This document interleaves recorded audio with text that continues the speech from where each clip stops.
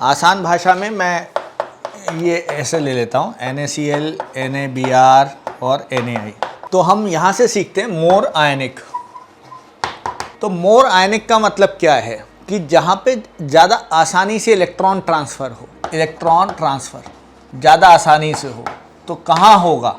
जहाँ ज़्यादा इलेक्ट्रोनेगेटिव है। जब मेटल या जो कैटायन बनता होगा वो आसानी से इलेक्ट्रॉन दे के बना होगा और जो लेने वाला है उसने आसानी से लिया होगा।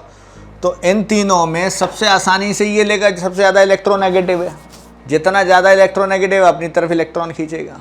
तो इन तीनों में कंपैरिजन करेंगे तो ये ज़्यादा आसानी से लेगा, तो ये मोस्ट आयनिक हो जाएगा रिलेटिवली इन दोनों के कंपैरिजन में। तो सबसे ज़्यादा आयनिक ये, उससे कम ये, सबसे कम ये। समझ में आई बात? अब एक और एग्जांपल ले लेते हैं। इस बार हमने जैसे कैटायन सेम रखा, अब एनायन सेम लेके देख लेते हैं। LiCl, NaCl और KCl, ठीक है। इसका कंपैरिजन लेके समझ लेते हैं कि कौन सा ज़्यादा कोवेलेंट है या ज़्यादा आयनिक है। जैसे इस केस में देखा ये ज़्यादा आयनिक है, तो इसको ऐसा भी कह सकते हैं इन तीनों के कंपैरिजन में ये ज़्यादा कोवेलेंट है। आइए इधर देखते हैं। यहाँ एनायन तीनों में सेम है, क्लोराइड आयन है।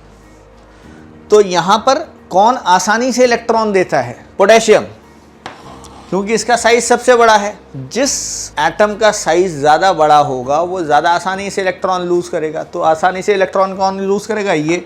तो मोर आयनिक यहाँ पर तीनों में कंपैरिजन किया जाए तो ये वाला होगा मोर आयनिक। अब मोर आयनिक का मतलब ये लेस आयनिक हो गया। लेस आयनिक का मतलब मोर कोवेलेंट। तो मोर कोवेलेंट ये वाला हो गया इस तरीके से।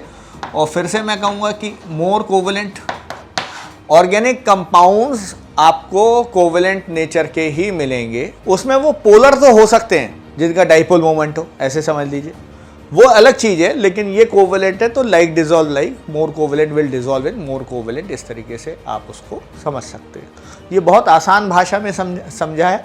अगर इसकी स्टेटमेंट हम NCERT से पढ़ने जाएंगे तो समझ में नहीं आएगी। बॉन्डिंग चैप्टर में दे रखी है फेजार्स रूल।